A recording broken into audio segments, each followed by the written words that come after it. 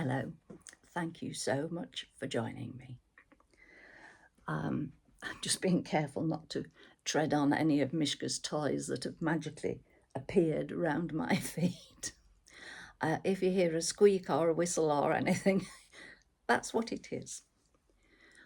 I want to talk about something that has fascinated me for a long time, and that is self-fulfilling prophecies. It's fascinated me because it's something that clients often came to therapy because of that, though they often didn't realize that was what was happening, or it came up during the therapy. So it's fascinated me, and there's been a lot of research done on it, and that's sort of stacked away somewhere at the back of my head here. But I'm just going to talk on very general terms about it. There are basically two kinds. There's the self-imposed, self-fulfilling prophecy, where we give ourselves the messages. And a good example of a positive one of those is sports people. Golfer, eyeing up where the flag is, hits his ball. In his mind, he's not only using his eyes and his skill with the clubs, he's using his mind that I can do that. It's going to go into or very near the hole. And the same with kicking a rugby ball, converting a goal, that when the ball is lined up, then the player steps back and they're looking up and down from the ball to the goal and back. And not only using their eyes, but using their minds. I can do this. The ball is going to go between those posts and over that crossbar. And sometimes they miss, but more often than not, they don't. Probably without that positive message in there, they'd miss more. I don't know whether any research has been done on that. But many of us, moi included, worry about what the future is going to bring for us.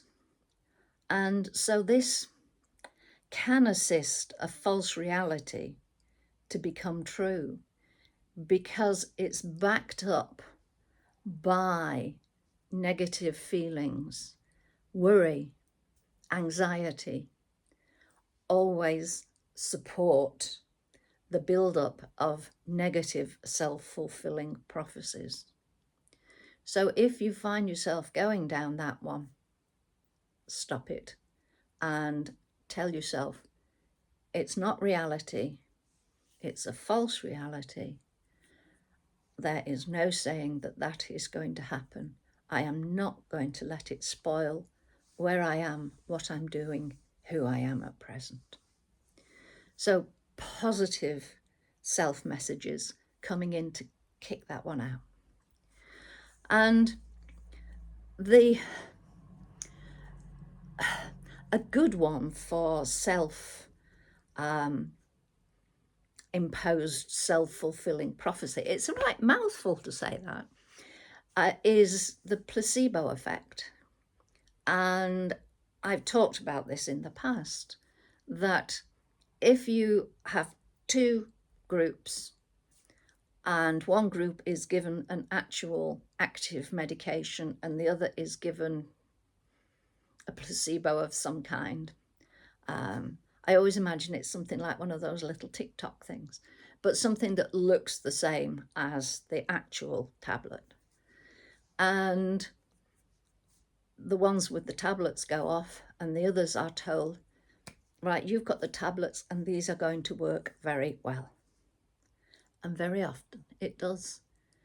And it's said that, I can't remember the actual percentage, but a hefty whack of taking an aspirin to get rid of a headache, get rid of a pain, is down to that placebo effect rather than the actual medication. Our minds, they can work wonderfully for us, but really equally badly against us. So we've got the prophecy going into our mind. Then we alter our actions to fit in with that. And that then becomes our new reality, which isn't true. For example, if you're saying to yourself, I can't do that, I'm thick. And so if you're given a task, you won't try it. I won't do that. No, you've given up before you've even tried. That's because I'm thick. Not that you've given up before you've tried. It's the thick bit, the unintelligent bit that will stick with your mind. And then that becomes your self-fulfilling prophecy. And you'll stop trying things because I'm thick, so no point in trying. So you can see how the negativity goes down and down. It's a real misrepresentation of reality, and a misrepresentation that can and does do a lot of damage to people. The other imposed, this can include something that leads to stereotyping and discrimination. If one group of people impose upon another gender or racial group that they are lesser beings, that they are whatever the message is that they are putting forward in words, in actions, in posters, in goodness knows what ways, then that will lead the group that is having this imposed on them, they will become discriminated against because they will stereotype themselves to being like that. I sincerely hope that since all the research was done, that this is something now that people fight back against a lot more than they used to do in probably the 80s when a lot of the research was done. One can hope. And there's one other little group called the Pygmalion effect. And that's that we expect others to behave in a certain way, and our behavior and actions can make their expected behavior more likely to happen. So it's a sort of joint thing that if they've got that inclination, if others back it by their behavior and their actions, then it becomes their way of being.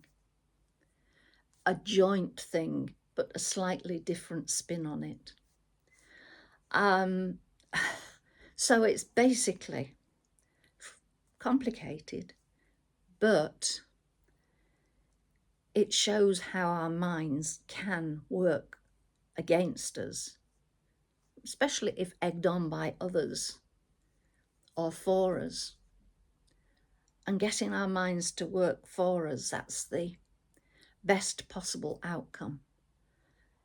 Give yourself those positive messages. Kick the negative ones out. And if anyone suggests,